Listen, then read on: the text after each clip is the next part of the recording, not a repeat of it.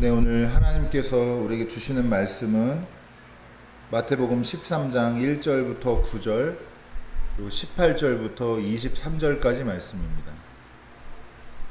마태복음 13장 1절부터 9절, 18절부터 23절까지 말씀 함께 읽겠습니다. 제가 읽습니다. 그날 예수께서 집에서 나오셔서 바닷가에 앉으셨다. 많은 무리가 모여드니 예수께서는 배에 올라가서 앉으셨다. 무리는 모두 물가에 서 있었다. 예수께서 그들에게 비유로 여러 가지 일을 말씀하셨다. 그는 이렇게 말씀하셨다. 보아라, 씨를 뿌리는 사람이 씨를 뿌리러 나갔다. 그가 씨를 뿌리는데 덜어는 길가에 떨어지니 새들이 와서 그것을 쪼아 먹었다. 또 덜어는 흙이 많지 않은 돌짝밭에 떨어지니 흙이 깊지 않아서 싹은 곧 났지만 해가 뜨자 타버리고 뿌리가 없어서 말라버렸다. 또 덜어는 가시덤불에 떨어지니 가시덤불이 자라서 그 기운을 막았다. 그러나 덜어는 좋은 땅에 떨어져서 열매를 맺었는데 어떤 것은 100배가 되고 어떤 것은 60배가 되고 어떤 것은 30배가 되었다. 귀 있는 사람은 들어라. 너희는 이제 씨를 뿌리는 사람의 비유가 무슨 뜻을 지녔는지를 들어라. 누구든지 하늘나라를 두고 하는 말씀을 듣고도 깨닫지 못하면 악한 자가 와서 그 마음에 뿌려진 것을 빼앗아 간다. 길가에 뿌린 씨는 그런 사람을 두고 하는 말이다. 또 돌짝밭에 뿌린 씨는 이런 사람이다. 그는 말씀을 듣고 곧 기쁘게 받아들이기는 하지만 그 속에 뿌리가 없어서 오래가지 못하고 말씀 때문에 환난이나 박해가 일어나면 곧 걸려 넘어진다. 또 가시덤불 속에 뿌린 씨는 이런 사람이다. 그는 말씀을 듣기는 하지만 세상의 염려와 재물의 유혹이 말씀을 막아 열매를 맺지 못한다. 그런데 좋은 땅에 뿌린 씨는 말씀을 듣고서 깨닫는 사람을 두고 하는 말인데 이 사람이야말로 열매를 맺되 100배 혹은 60배 혹은 30배의 결실을 낸다. 이는 하나님의 말씀입니다. 하나님 감사합니다. 네, 같이 인사 나누고 시작하겠습니다. 나중에 설명드릴 텐데 우리에게는 기적이 있습니다. 인사하겠습니다. 우리에게는 기적이 있습니다. 네. 오늘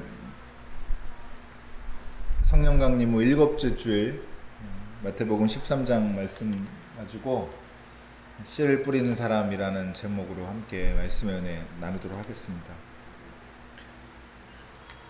마태복음 13장에는 비유가 7개 이상 있어요. 8개 정도 되는데 그 마지막에 52절에 있는 비유는 좀 주제가 좀 다르기 때문에 그 중에서 오늘 본문은 첫 번째 비유입니다. 첫 번째 비유이고 보통 이제 씨 뿌리는 비유, 씨 뿌린 사람의 비유 뭐 이렇게 되어 있는데 이 비유 자체에 대해서 얘기를 나누기 전에 그러니까 비유에 관해서 얘기를 나누기 전에 비유 자체에 대해서 얘기를 좀 해봐야 되는데 다 알고 있는 사안이겠지만 내용이겠지만 여러분 한 번 더 기억하시면 좋겠습니다. 이 비유는 원래 약간 좀 미묘하고 복잡해서 해석하는 데 주의를 많이 기울여야 돼요. 보통 그 비유라고 하는 그 단어를 헬라어로 파라볼레라고 하는데요. 성경에서는 이 그 구약 성경에서는 마샬이라는 히브리어가 이제 이거에 대응하는 단어입니다. 두 용어 모두 모종의 비교를 암시하는데 다양하게 활용이 되기 때문에 어떤 거 하나로 그냥 탁 이런 거다 저런 거다라고 비유를 해석하는 게 이게 쉬운 일이 아니고요. 그러니까 한마디로 말해서 좀 모호해요. 원래 특성이 모호합니다. 근데 이게 적극적으로 어떤 모호함을 가지고 있냐 하면 어떻게 애매하냐라고 하면은 오늘 여러분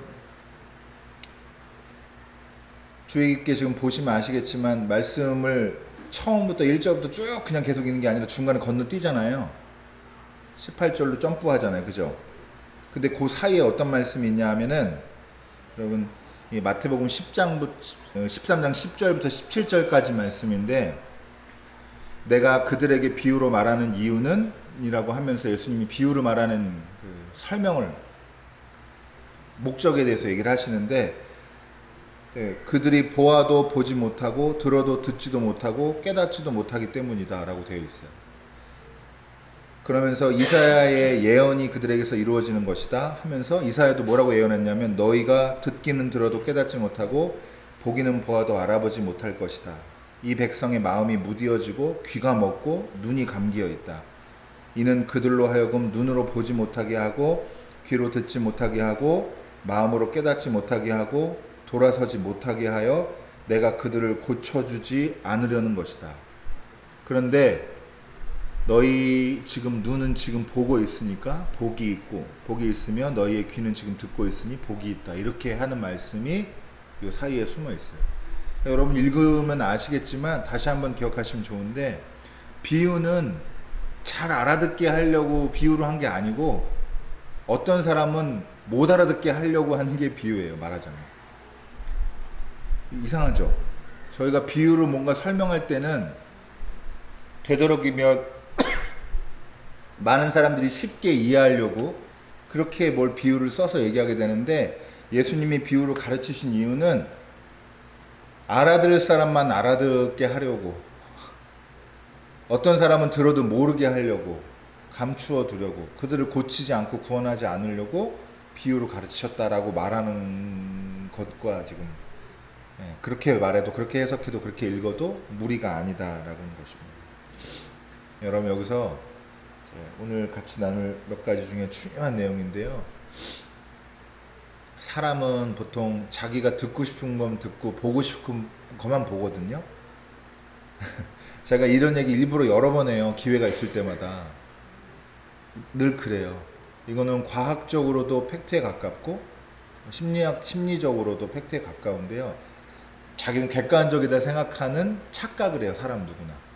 사람은 다 자기중심적입니다. 심지어는 늘 자기가 듣고 싶은 것만 듣고 보고 싶은 것만 보는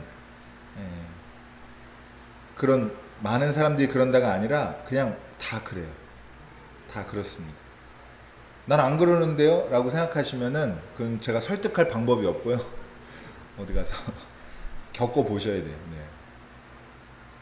사람은 필요한 정보를 자기한테 유리한 정보를 받아들이려고 하는 아주 강력한 본성이 있기 때문에 우리가 보는 거 듣는 거 분명히 들었다 분명히 봤다라고 얘기하지만 다른 사람 다른 관점에서는 분명히 왜곡된 겁니다. 왜곡될 수 있습니다. 그래서 여러분 이렇게 생각해 보니까 이거는 어떤 상식적인 부분에서 제가 말씀드린 건데 그러니까 여러분 비유로 가르치는 이유가 어떤 사람은 못 듣게 하려고다 못 보게 하려고다 라는 건데 그럼 이거랑 연결시키면 어떻게 되냐면요 알아들을 사람은 알아들어요.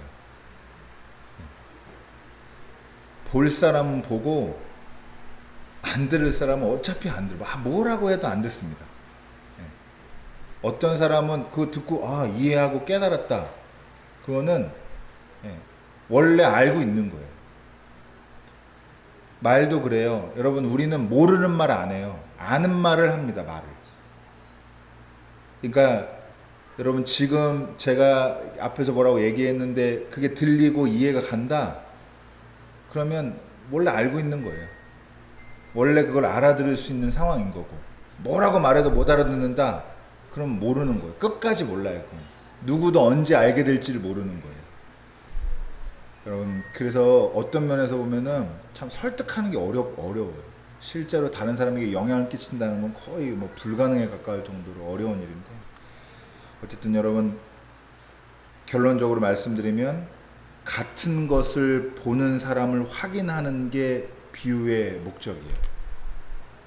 말하자면 모르는 사람을 알게 하고 깨닫게 하려는 게 아니라 이미 깨달은 사람들이 누군가 확인하는 게 바로 이 비유의 특성 가운데 하나로 볼 수가 있다라고 이해하시면 좋을 것 같습니다.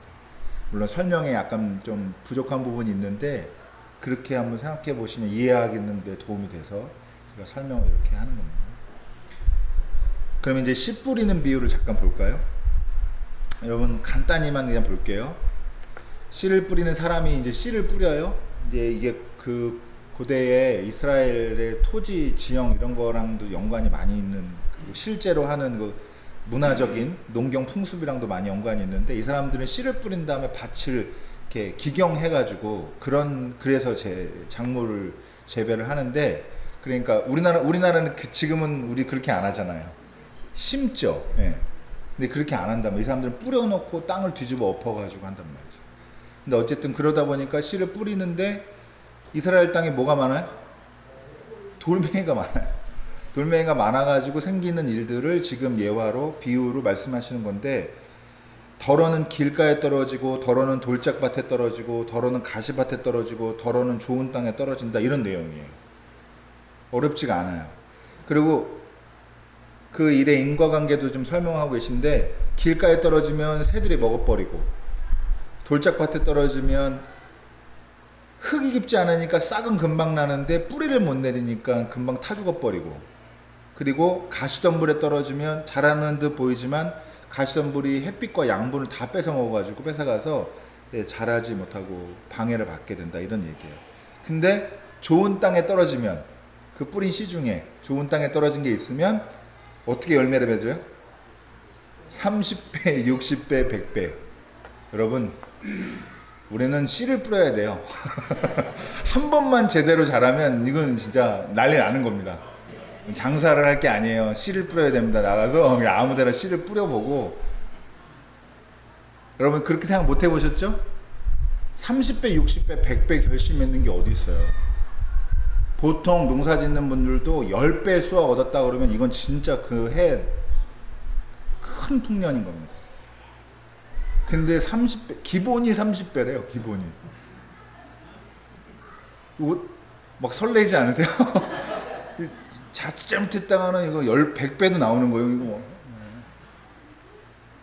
근데 여러분, 크게 이제 마지막으로 두 가지 간단하게 살펴보면 되는데, 첫 번째로는요, 이거예요. 좋은 땅에 떨어지는 열매가 거의 기적 수준이라는 거. 여러분, 이거 아주 여러 가지 의미가 있는 겁니다. 한번 제대로 깨달은 사람은 기적 수준으로 세상에 빛이 되고 필요한 사람이 됩니다. 한번, 여러 사람 중에 한 번 제대로 아는 사람, 제대로 믿는 사람, 제대로 듣는 사람, 제대로 보는 사람 나오면 그 사람이 세상도 바꿀 수 있다고 하는 희망을 우리에게 주는 굉장히 중요한 메시지가 담긴 인생이 됩니다. 여러분, 요게 첫 번째고요. 이제 두 번째, 가만히 이제 내용을 들여다보면 씨를 뿌린다는 거는 이제 말씀을 듣는다는 거잖아요. 열매 맺는다는 거는 깨닫는다는 거예요. 깨닫는다는 게 머리로 이해한다는 거 말하는 게 아니에요. 성경에서 여러분, 안다라고 하면 실천에 옮기는 것까지를 말하는 거예요. 근데 여러분, 길가에 뿌려지면 악한 자가 와서 마음에 뿌려진 것을 빼앗아가고, 말씀을 이제 곧 빼앗기는 사람이다 라고 설명하고 있고, 돌짝밭은 곧장 기뻐하고 막 들뜨는데 뿌리가 없으니까, 심지가 굳지 않으니까 금방 박해가 뭔가 좀 어려운 일이 생기면 그냥 엎어져 버리는 거죠. 가시덤불은 듣는 건 열심히 들어요. 그런데 마음속에 다른 염려와 세상 근심, 걱정, 유혹이 많아가지고 이것 때문에 말씀이 자라지를 못하는 거죠. 이런 상황입니다. 깨달음을 막아요. 여러분, 이렇게 예수님 해주시는 해석을 듣다 보면 가만히 떠오르는 질문이 있죠. 이제 우리 겸손하신 분들이라, 우리는 나는 내 마음밭은 어떤 밭인가, 이렇게 생각이 드잖아요. 그런 생각 안 하세요? 상당히 교만하신, 다른 사람 생각하면 진짜 그러면 안 되고요. 제가 이제 왜 이렇게 장난 좀 재밌게 말씀드리냐면, 이 비유는 내가 무슨 밭이냐라고 하는 걸 점검하라는 말씀이 아니에요.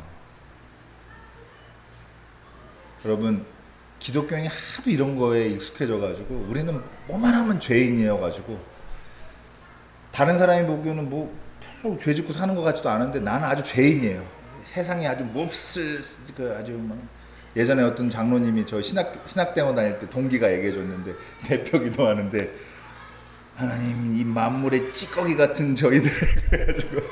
근데 우리의 기본 자아 인식이 자꾸 그래요. 되게 자기 비판적이고 아주 우리를 낮춰보는 거를 기본으로 삼아요. 근데 그럴 필요 없고요. 지금 말씀도 여러분이 그래서 막 부흥사 같은 목사님 와가지고 이 돌짝박 같은 마음을 뭐 바꿔야 됩니다 막 하고 막 미십니까 하고 막 이러는 거잖아요. 그런데 빠지지 마시고요. 이 말씀의 핵심은 누구냐? 씨 뿌리는 사람이에요. 여러분 상식적으로 생각해 보세요. 하나님이라면 좋은 땅에만 골라 뿌리면 되지. 막 아무데나 확 뿌려도 씨가 날아가가지고 좋은 땅 찾아가면 되지. 왜 길가에 떨어지고 돌짝밭에 떨어지고 가시덤불에 떨어지게 놔두냐 이 말이에요.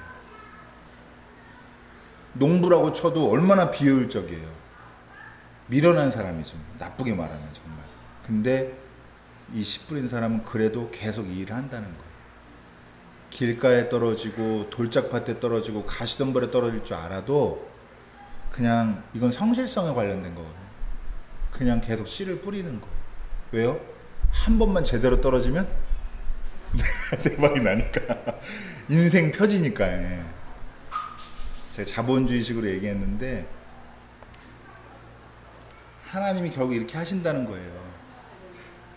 우리가 듣든지 안 듣든지 우리가 길가일 수도 있어요. 들을 때 우리가 돌짝밭일 수도 있고, 그러나 하나님은 듣든지 안 듣든지 말씀 계속 씨를 뿌리신다는 거고, 여러분 궁극적으로는 하나님이지만 결국에는 뭐 예수님도 되고 성령님도 되고 지금 이 상황에선 저도 되고, 여러분 저도 여기 여러분 계신데 제가 설교하면 막 인생이 바뀌어가지고 막 뉴스에 나오고 막 저 교회 난리 났다 막 그런 희망 가지고 할까요? 설교?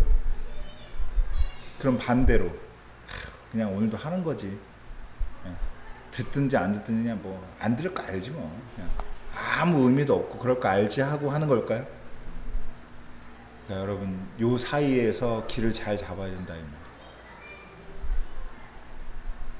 저희는 대박 보고 하자 이런 얘기가 아니라 한번 제대로 떨어질 때 생길 수 있는 그 놀라운 일들, 그걸 말하는 기적이라고 부를 수 있는 이런 놀라운 열매들에 대한 소망과 어떤 상상력 가지고 있어야 되지만, 반대로 우리 듣는 청중들을 내가 여러분도 마찬가지 어디 가서 말씀을 전하거나 복음을 전하고 그럴 때 들으면 왜 안 듣냐, 내가 이렇게 좋은 걸 얘기해 주는데, 이런 마음 가지면 안 된다. 현실적으로도 그러지 않아요. 어떤 사람들은 때에 따라 들을 준비가 안 된 사람도 있고 아주 사소한 이유로도 귀가 막힐 때가 있습니다.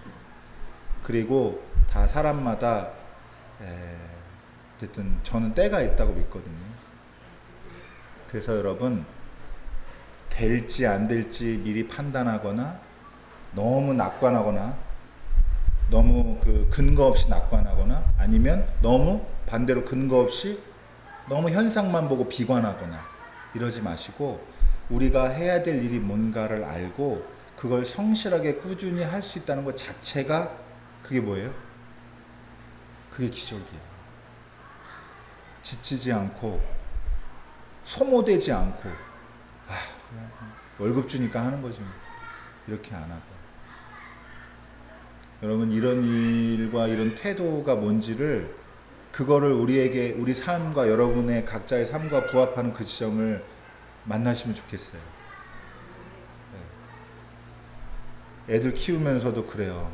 나중에 야 내가 너한테 때문에 얼마나 고생했는 줄 아냐 이런 얘기 할 거면은 슬프잖아요. 그런 얘기 하려고 키우는 거 아니잖아요. 반대로 나올 때 직장에다가 뭐 침 뱉고 나오려고 직장 다니는 거 아니잖아요. 그래요? 움찔하는 분이 계셔가지고. 네.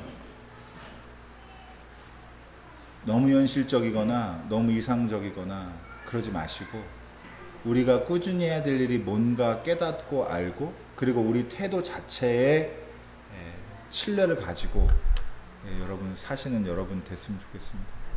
그런 일들 다 만나세요. 그런 일을 다 만나셔서 안 되거나 되거나 이렇게 묵묵히 걸어갈 수 있는, 씨를 뿌릴 수 있는 그런 사람들 되시기를 바랍니다. 기도하겠습니다.